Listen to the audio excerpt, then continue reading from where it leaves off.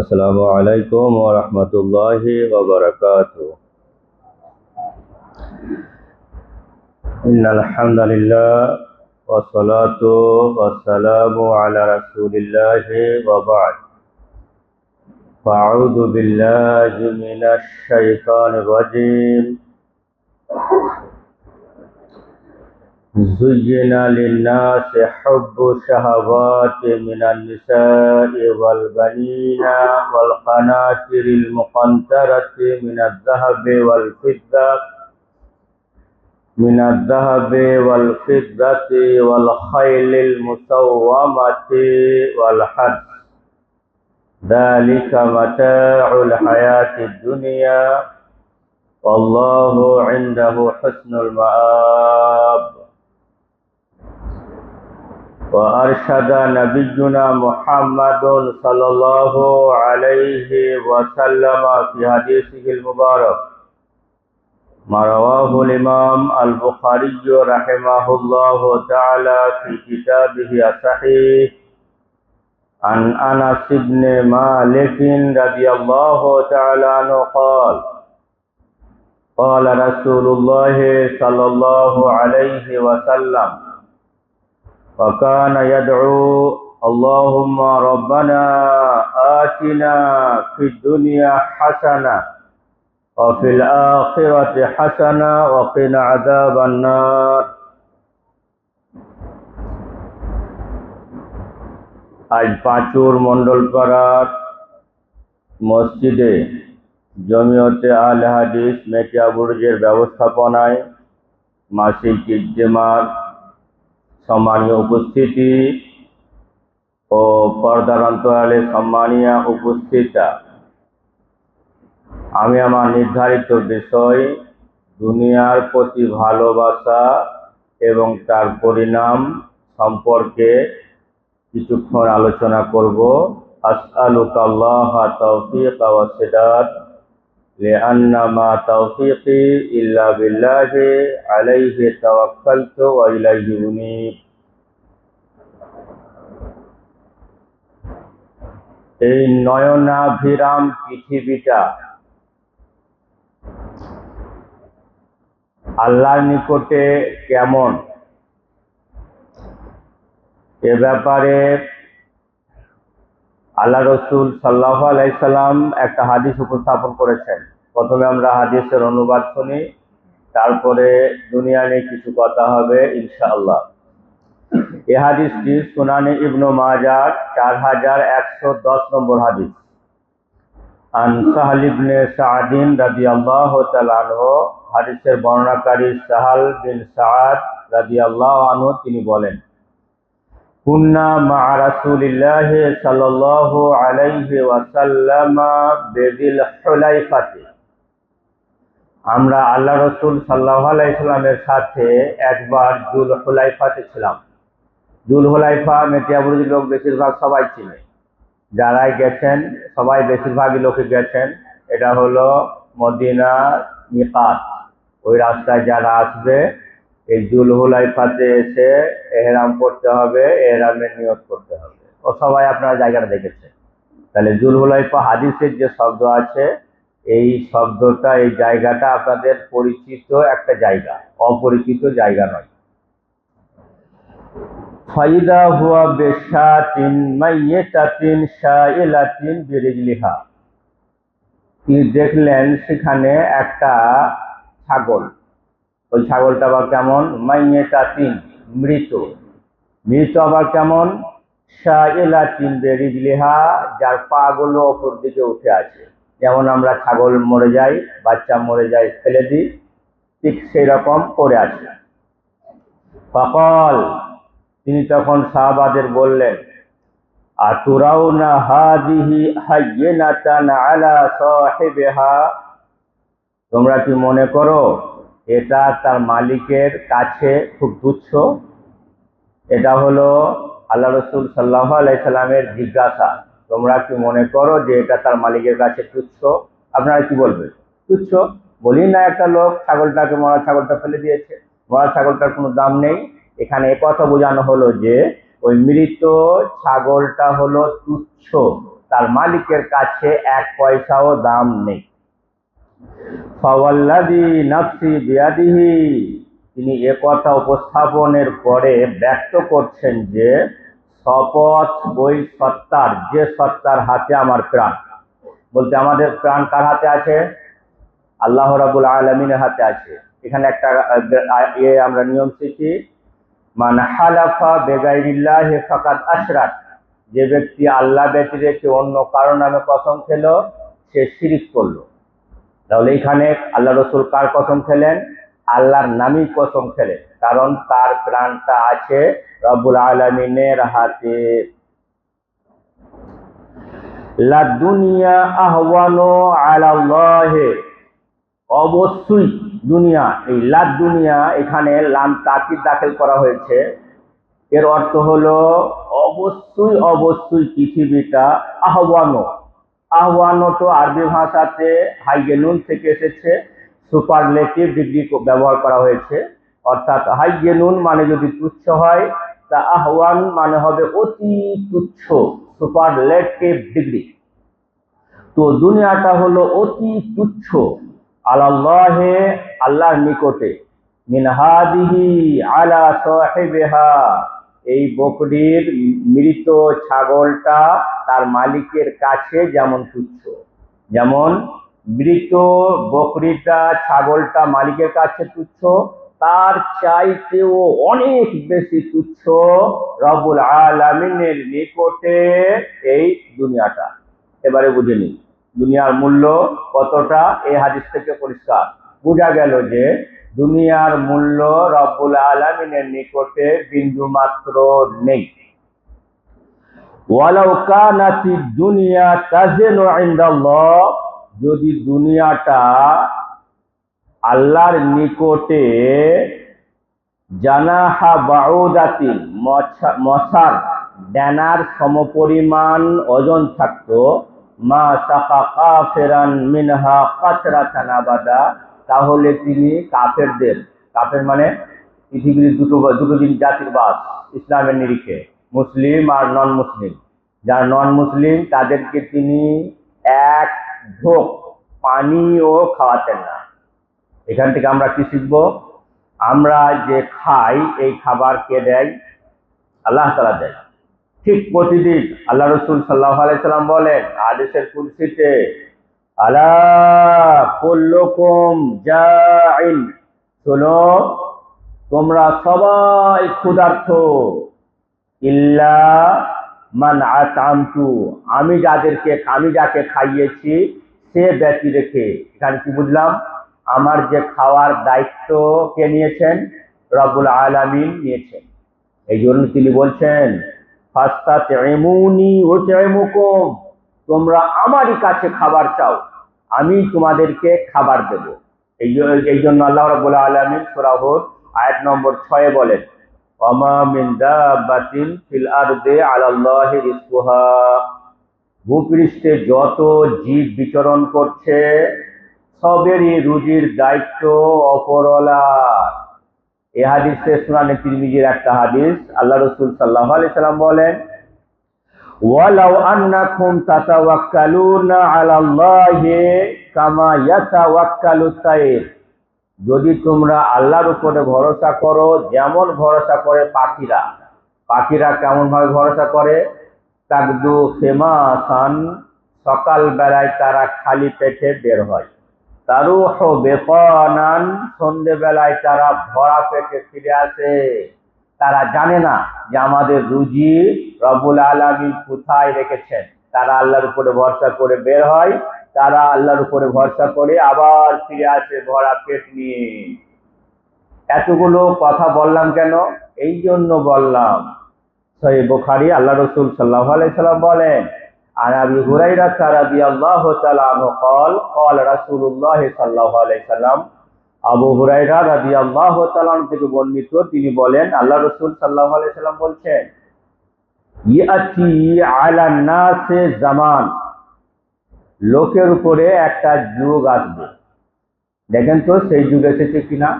মানে এখানে বোঝানো হয়েছে যে একটা লোক দুনিয়াকে ভালোবাসে, এর অর্থ যে দুনিয়ার উপার্জন, অর্থ উপার্জনের জন্য সে যার পর নাই চেষ্টা করে।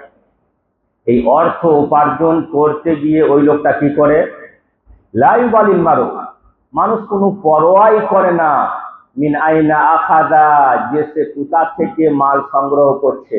আমিন হালালিন আমিন হারাম, সে হালাল থেকে উপার্জন করছে না হারাম থেকে উপার্জন করছে, এ ব্যাপারে তার কোনো চিন্তা ভাবনাই নাই। আমার প্রধান টার্গেট হবে যে আমি দুনিয়ার জন্য, আখিরাতের জন্য নয়, দুনিয়ার জন্য আমি অর্থ উপার্জন করব, বাস। সেটা হালাল থেকে হোক অথবা হারাম থেকে হোক, এটা সে দেখে না। এই জন্য দুনিয়াটা রব্বুল আলামিনের নিকটে অতি তুচ্ছ, ওই বকরির বাচ্চা চেয়ে। এখানে আপনাদের মাথা থেকে এটা বার করতে চাইছি যে দুনিয়ার প্রতি অত ভালোবাসা দেখিয়ে হালাল হারাম তামিজ না করে উপার্জন করলাম, আমি বুঝতে পারছি না। বারবার বোঝাতে চেষ্টা করা হচ্ছে যে রুজির দায়িত্ব অপরা নিয়েছেন। আর এই হাদিসের তর্জমা শুনেন তো একবার।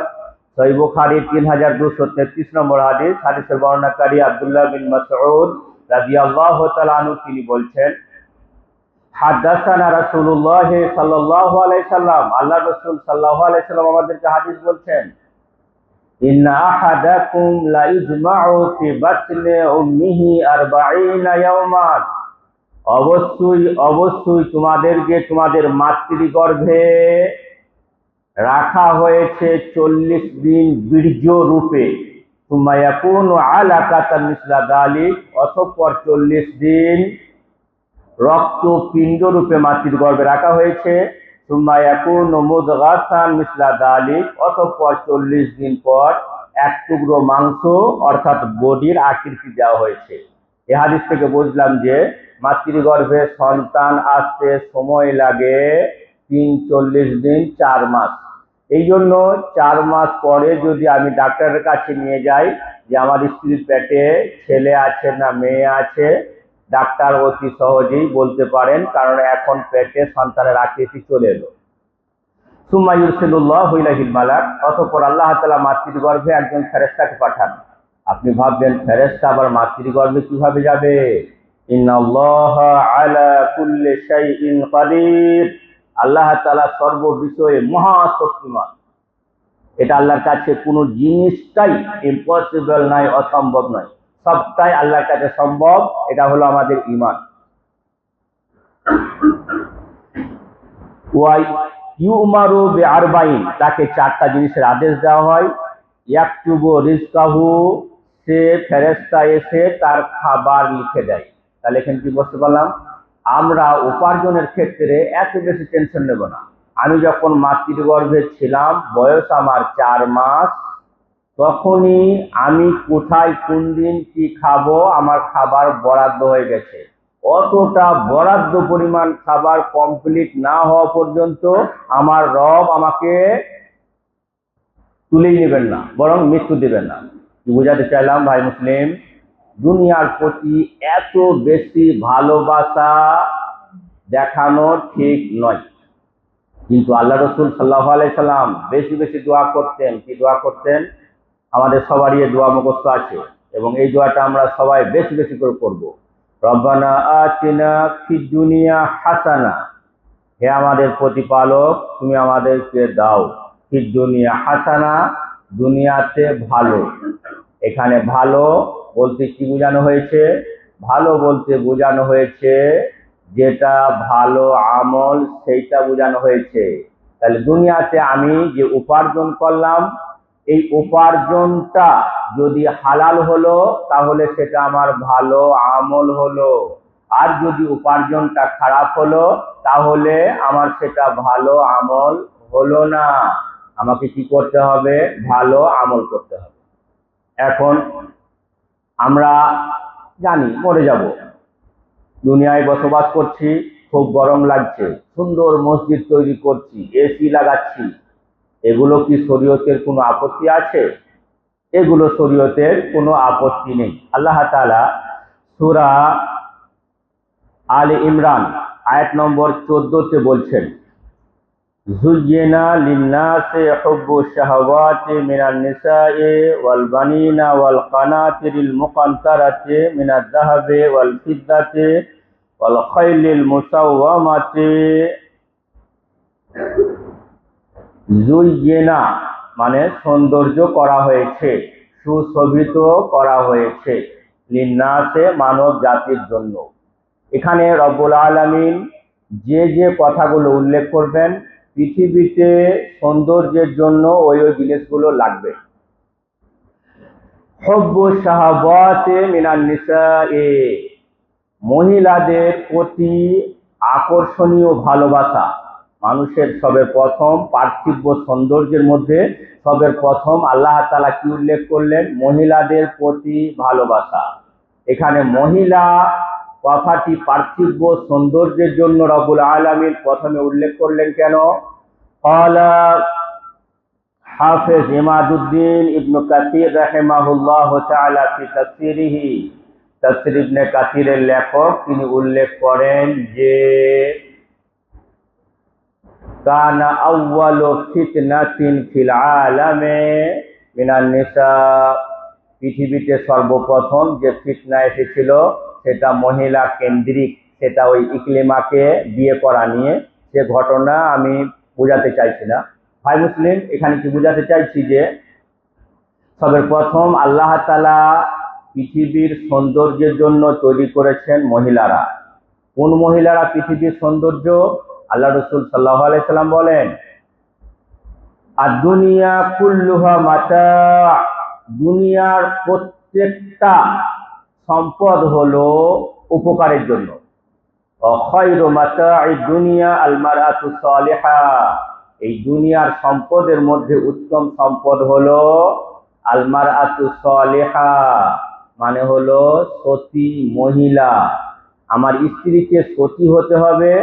যদি আমার স্ত্রী সতী না হয়, পৃথিবীটা ধ্বংসের জন্য তার মূল কারণ। এই জন্য আল্লাহ রাব্বুল আলামিন প্রথমেই তিনি উল্লেখ করেছেন মহিলার কথা। আমরা একবার গল্পতে পড়েছিলাম, জানি না কোথায় আছে, তো উপস্থাপন করলে লাভ হবে। একজন ব্যক্তি তার স্ত্রীকে খুব ভালোবাসতেন, স্ত্রীও তার স্বামীকে খুব ভালোবাসত। স্ত্রী বাইরে কাজ করতে যেত, কোনো অফিসে কাজ করতে যেত। যখন সকালবেলায় বের হতো তখন স্ত্রী এত ক্রন্দন করত স্বামীর ভালোবাসার প্রতি, যে স্বামী আমাকে ছেড়ে চলে যাচ্ছে। স্বামী বোঝাতো স্ত্রীকে এটা পুরুষের নিয়ম, যেতে হবে। একদিন তিনি কাজ না করে নির্দিষ্ট টাইমে ফেরার আগেই তিনি চলে এলেন। তিনি এসে দেখেন যে বাড়িতে 4টা পা একসাথে। এটা হলো মহিলা, 4টা পা একসাথে, আপনি বুঝে নেন এটা হলো মহিলা। সুতরাং ভাই মুসলিম, এই মহিলা আমার স্ত্রী নির্বাচন না, এরাই যদি স্ত্রী নির্বাচন ঠিক না হয়ে থাকে তাহলে কি হবে? তাহলে পৃথিবী ধ্বংসের জন্যই যথেষ্ট। আখিরাতকে আল্লাহ তাআলা এর দ্বারা কি আমার ধ্বংস করে দেবে। এই জন্য আল্লাহ রাসূল সাল্লাল্লাহু আলাইহি সাল্লাম বলেছেন, এই তুনকাহুল মারআতু লিআরবাঈন, এখানে কি প্রাধান্য দেওয়া হয়েছে? ফাদফার বেজাতিদ্দিন, যে মহিলার দিন আছে, দিন, সৌন্দর্যের দিকে দেখবেন না, বরং কি দেখাতে বলা হয়েছে? যে মহিলার দিন আছে সেই মহিলাকে বিবাহের জন্য আল্লাহ রাসূল সাল্লাল্লাহু আলাইহি সাল্লাম বলেছেন, সেই মহিলাকে বিয়ে করলে আমার পার্থিব চাষ করতে সুবিধা হবে, এটা আমার জন্য পরকালের পাথেয় হবে। এই জন্য মহিলাদের ব্যাপারটা আল্লাহ রাব্বুল আলামিন সবের প্রথম উল্লেখ করেছেন। ওয়াল বানিনা, 2 নম্বর সৌন্দর্য, পৃথিবীতে সন্তান থাকতে হবে। যদি সন্তান সন্ততি না থাকে তাহলে যারা বাঁঝ, যারা বন্ধা, যাদের সন্তান নেই, তাদেরকে জিজ্ঞেস করবেন, পৃথিবীটা তাদের কাছে একাশে লাগবে, একাশে। মির্জাপুরে আমরা দেখেছি অনেক লোক আছেন যারা হাসপাতাল থেকে বিভিন্ন জায়গা থেকে সন্তান বন্ধক নিয়ে প্রতিপালন করছেন, অনেক জায়গায় দেখছি। কারণ সন্তান হওয়াটা খুব জরুরি। তবে এটা আমাদের হাতে নেই, এটা উপরওয়ালার হাতে। তিনি যাকে চাইবেন তাকে সন্তান দিবেন, যাকে চাইবেন না তাকে সন্তান দিবেন না। এই জন্য সন্তান নেওয়ার ক্ষেত্রে বৈধ পন্থা অবলম্বন ব্যক্তি রেখে কোনো রূপে যেন আমরা সন্তান নিয়ে আসি, এটা আমাদের খেয়াল রাখতে হবে। ওয়াকানাতিরিল মুকান্তারাতি মিনাজ যাহাবি ওয়াল ফিদ্দাতি, এবং ওয়াল কানাতিরিল মুকান্তারাতি মানে ধনরাশি, অনেক বেশি সম্পদ থাকবে পৃথিবীতে, এটা মানুষের সৌন্দর্য। যদি সম্পদ না থাকে তাহলে আমাকে চিয়ে চিয়ে খেতে হবে। এই চিয়ে চিয়ে খাওয়াটা ইসলাম কিন্তু ভালো চোখে দেখেননি, বরং আল্লাহর কাছে দোয়া করতে হবে, আল্লাহুম্মা ইন্নী আসআলুকাল হুদা ওয়াত তুকা ওয়াল আফাফ ওয়াল গিনা। হে আল্লাহ, আমি তোমার কাছে চাইছি তাকওয়া, ওয়াল হুদা এবং হিদায়াত, ওয়াল আফাফ, এই আফাফ মানে হলো সুস্থ শরীর, আমি সুস্থ শরীর চাইছি, ওয়াল গিনা এবং সম্পদ চাইছি।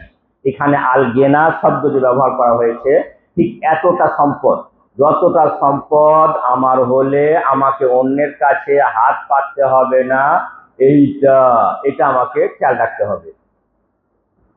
তো ওয়াল কানাতিরিল মুকান্তারাতে, এবং সঞ্চিত সম্পদ মানুষের সৌন্দর্য। সঞ্চিত সম্পদ কি বোঝানো হয়েছে? মিনাজ যাহাবে স্বর্ণ, ওয়াল ফিজ্জাতে রূপো। স্বর্ণ এবং রূপো এই দুটো উল্লেখ করা হলো কেন? আল্লাহ রাসূল সাল্লাল্লাহু আলাইহি ওয়াসাল্লামের যুগে দু ধরনের মুদ্রার প্রচলন ছিল। একটা ছিল দিনার, এটা ছিল সোনার তৈরি। একটা ছিল দিরহাম, এটা ছিল রৌপ্যের তৈরি। অর্থাৎ এখানে সোনার রূপ বলতে ধনভাণ্ডার বা টাকাকে বোঝানো হয়েছে, ব্যাংক ব্যালেন্সকে বোঝানো হয়েছে, আমার ক্যাপিটালকে বোঝানো হয়েছে, আমার পুঁজিকে বোঝানো হয়েছে।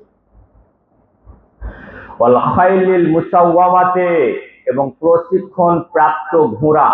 এখানে প্রশিক্ষণ প্রাপ্ত ঘোড়া, আল্লাহ রাসূল সাল্লাল্লাহু আলাইহি সাল্লাম বলেছেন, এখানে ঘোড়ার কথা উল্লেখ করেছেন কেন? তদানীন্তন যুগে খয়বরের যুদ্ধে আল্লাহ রাসূল সাল্লাল্লাহু আলাইহি সাল্লাম আলীকে বললেন, এ আলী, লিআন ইয়াহদিয়া বিকা রাজুলান ওয়াহিদান খায়রুল লাকা মিন হুমুরিন নাআম। যদি একটা লোক তোমার দ্বারাতে হেদায়েত পেয়ে যায়, আল্লাহ যদি তোমার মাধ্যমে একটা লোককে হেদায়েত দেয়, সেটা আরবের সবচাইতে মূল্যবান লাল উটের চাইতেও বেশি মূল্য। আজকের এই সভা হলো, আলহামদুলিল্লাহ, যা আলোচনা হলো, যদি একজন মাত্র আমল করেন, এই যে নাওয়াকিদ ইসলামের ব্যাপারে যে আলোচনা হলো, এখানে ভাইকে একটা কথা যদি বলে দিতে ভালো হতো। নাওয়াকিদ ইসলামের ক্ষেত্রে এটা খেয়াল রাখতে হবে, ওমা ইয়াকফুর বিল ঈমানে ফাকাদ হাবিতা আমালুহু ওয়া হুয়া ফিল আখিরাতি মিনাল খাসিরিন। যে ব্যক্তি ঈমানকে অস্বীকার করলো, তার সব আমল বাতিল, ও আমল রবের কাছে কোনো গ্রহণযোগ্য নয়, পরকালে সে ক্ষতিগ্রস্ত হবে। আল খাইলিল মুসাওয়ামাতে, প্রশিক্ষণ প্রাপ্ত ঘোড়া। এখানে প্রশিক্ষণ প্রাপ্ত ঘোড়ার কথা উল্লেখ করা হলো কেন? এখানে বোঝানো হয়েছে সওয়ারি। আপনারা বলেন তো, আমরা যে দেশে বাস করছি, বাসে ট্রেনে আমরা আমাদের স্ত্রীদেরকে নিয়ে যাব, অতটা নিরাপত্তা আমরা বুঝতে পারি না। কিন্তু আমার কাছে যদি পার্সোনাল কার থাকে, তখন আলহামদুলিল্লাহ আমি আমার নিজের মতো করে দূরে সফর করতে পারবো। এই জন্য সাহাবায়ে কেরাম সব সময় আবু মুসা আশআরী আল্লাহ রাসূলের কাছে আসতেন, আল্লাহ রাসূল সাল্লাল্লাহু আলাইহি সাল্লাম, আপনি আমাকে একটা সওয়ারি দেন।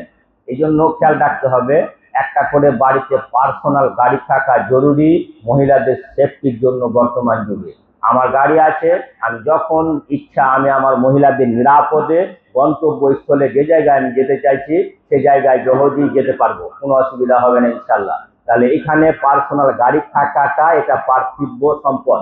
পার্থিব সম্পদের সৌন্দর্য, এগুলো কোনো খারাপ জিনিস নয়। খারাপ জিনিস কখন হবে সেটা পরে আলোচনা করছি। ওয়াল হারসে, এবং ক্ষেত ভরা ফসল। আপনাদের ক্ষেত ভরা ফসল বুঝে আসবে না, আপনাদের গোডাউন ভরা কাপড় এটা বুঝে আসবে। আপনাদের গোডাউন ভরা কাপড় থাকবে, সম্পদ থাকবে, এখানে সে কথা বোঝানো হয়েছে। যালিকা মাতাউদ দুনিয়া, এটা হলো পার্থিব সম্পদ, এটা হলো পার্থিব সম্পদ। এই যে পার্থিব সম্পদের আল্লাহ রাব্বুল আলামিন যে কথা উল্লেখ করলেন, এটা কি আমাদের কাছে থাকলে কোনো ক্ষতি আছে? ক্ষতি থাকবে তখন যখন পার্থিব সম্পদ আমাকে পরকালকে ভুলিয়ে দেবে।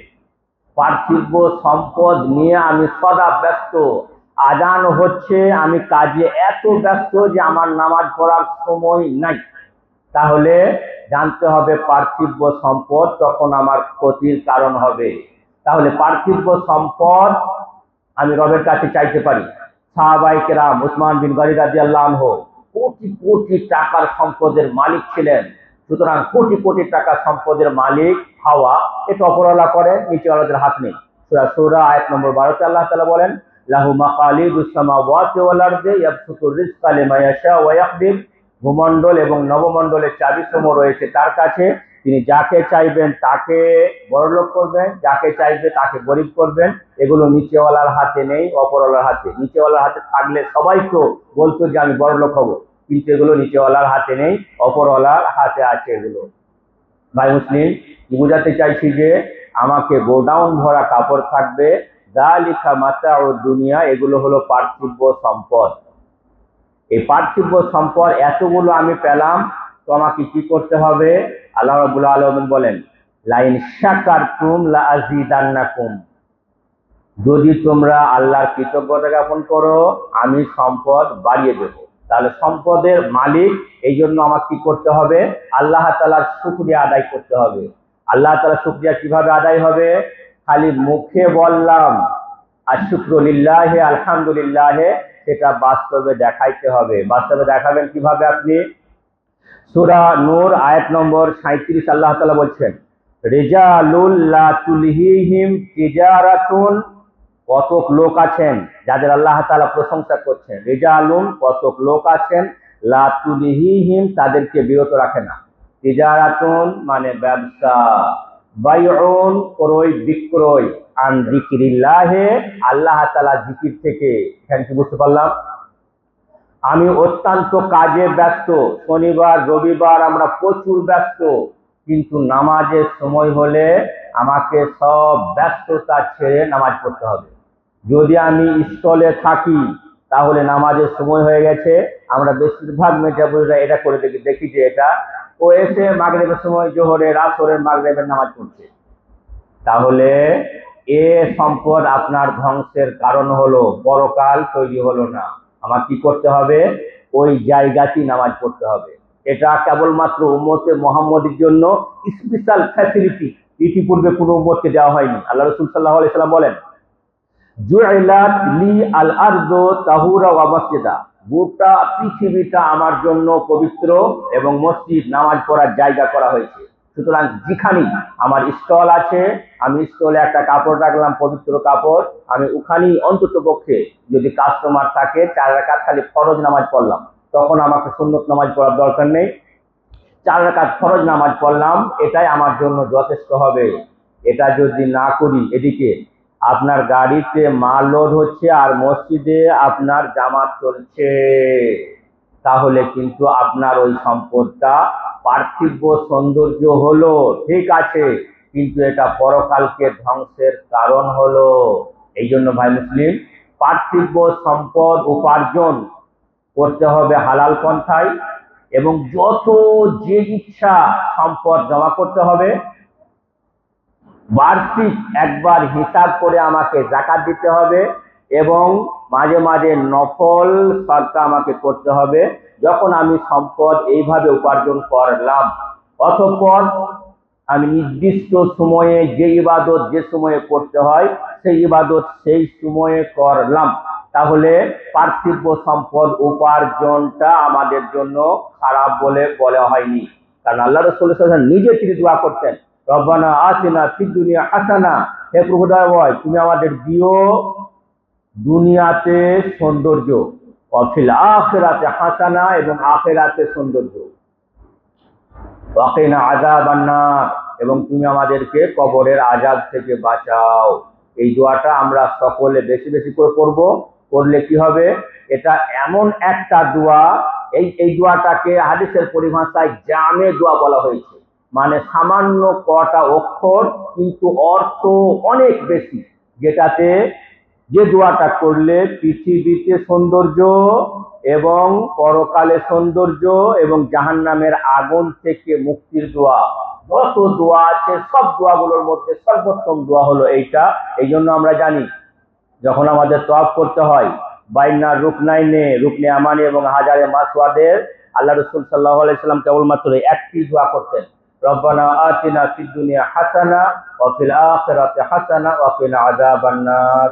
ভাই মুসলিম, বোঝাতে চাইলাম যে দুনিয়ার প্রতি ভালোবাসা কোনো অসুবিধা নেই, দুনিয়ার উপার্জন কোনো অসুবিধা নেই, হতে হবে সেটা হালাল এবং হতে হবে আল্লাহ রাব্বুল আলামিন যে ইবাদত যে সময়ে ফরজ করেছেন সেই ইবাদতকে সেই সময়ে করব। প্রভুদয়াময় তুমি আমাদের এইভাবে জীবনযাপন করার তৌফিক দিও, আমিন। এবং বেশি বেশি করে আমাদের এই দোয়াটা বলার তৌফিক দিও, রব্বানা আতিনা ফিদ দুনিয়া হাসানা ওয়া ফিল আখিরাতি হাসানা ওয়া কিনা আযাবান নার। এটা যখন আমরা বলবো তখন এটা দোয়া। যদি আমরা সাজদাতে বলি তো বলতে পারবো, সালাম ফেরার পূর্বে বলি বলতে পারবো, কারণ সাজদাতে কোরআন তেলাওয়াত করা নিষেধ আছে, এটা একটা কোরআনের আয়াত। কিন্তু তখন আমি এটা কোরআন তেলাওয়াত করছি না, তখন এটা কোরআন থেকে কি হয়ে গেল, দোয়া হয়ে গেল। সুতরাং আমি এই দোয়াগুলো সাজদাতে এবং ক্বাবলা তাসলিম সালামের পূর্বে করতে পারি। যদি ফরজ নামাজের সময় হয়, নফল নামাজে আমরা করতে পারি। রব্বানা আতিনা ফিদ দুনিয়া হাসানা ওয়া ফিল আখিরাতি হাসানা ওয়া কিনা আযাবান নার। ওয়া আখিরু দাওয়ানা আনিল হামদুলিল্লাহি রাব্বিল আলামিন ওয়া সাল্লাল্লাহু আলা নাবিয়্যিনা মুহাম্মদ ওয়া আলা আলিহি ওয়া আসহাবিহি আজমাইন। আসসালামু আলাইকুম ওয়া রাহমাতুল্লাহি ওয়া বারাকাতুহু।